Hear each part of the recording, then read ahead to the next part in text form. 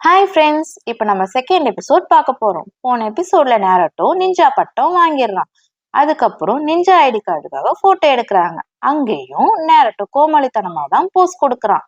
மறுநாள் அந்த போட்டோவை தேர்டு ஒக்காகி பாத்துறாரு. நிஞ்சாவா இருந்தா இந்த மாதிரி எல்லாம் போஸ் கொடுக்க கூடாதுன்னு அவரு சொல்றாரு. இத காதுல வாங்காத மாதிரியே நேரட்டோ இருக்கான்.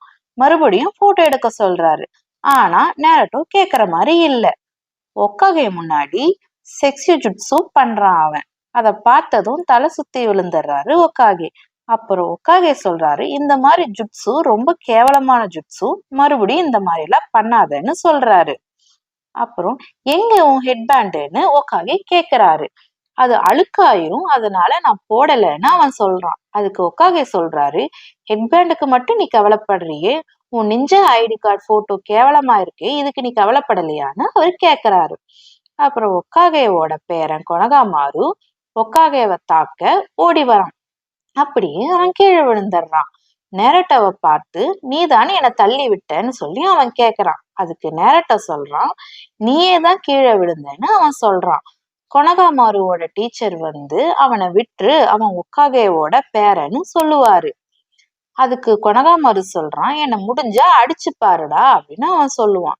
அதுக்கு நேரட்டோ சொல்றான், உன் ஆயாவா இருந்தாலும் நான் அடிப்பேன்டான்னு சொல்லிட்டு அவன் அப்படியே அவனை அடிச்சிடுறான். அடிச்சிட்டு அப்படியே நேரட்டோ வெளியே போயிடுறான். அவன் வெளியே போகும்போது அவன் பின்னாடியே கொனகாமாருவும் போறான். நேரட்டோ அவனை பார்த்து ஏன் என் பின்னாடியே வரேன்னு சொல்லிட்டு கேக்குறான். அதுக்கு கொனகாமாரு, என்னை நீங்க சிஷியனா ஏத்துக்கிறீங்களா பாஸ் அப்படின்னு அவன் சொல்றான்.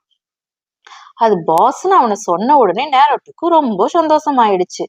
அப்புறம் நேரட்டோ சொல்றான், நீ சரி, நீ அந்த பொண்ணை மாதிரி குளோன் ஜுட்ஸு பண்ணு அப்படின்னு சொல்லிட்டு அவன் சொல்றான்.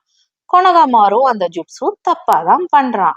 அதுக்கு அந்த பொண்ணு பார்த்துட்டு நேரட்டோவை வந்து அடிச்சுட்டு போயிடுறாங்க.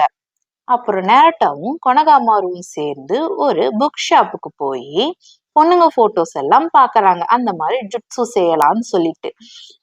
அந்த கடைக்காரன் பார்த்துட்டு அவங்கள வெளியே போக சொல்றான். 2 பேரும் காட்டுக்குள்ள போய் அவங்க நேரட்டோ வந்து கொனகாமாருக்கு ஜுட்ஸு கத்து தரான். அங்க கொனகாமாரோட டீச்சரும் வந்துடுறாரு கொனகாமாருவை கூட்டிட்டு போறதுக்காக.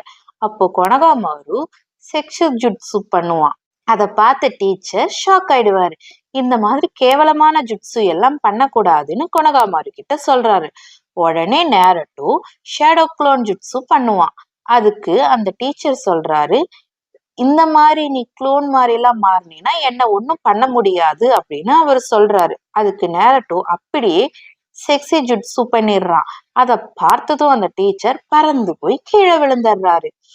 இங்க நடக்கிறது எல்லாத்தையும் ஒக்காகே மந்திரப்பால்ல பார்த்துட்டு தான் இருக்காரு. இதோட செகண்ட் எபிசோட் முடிஞ்சிருது.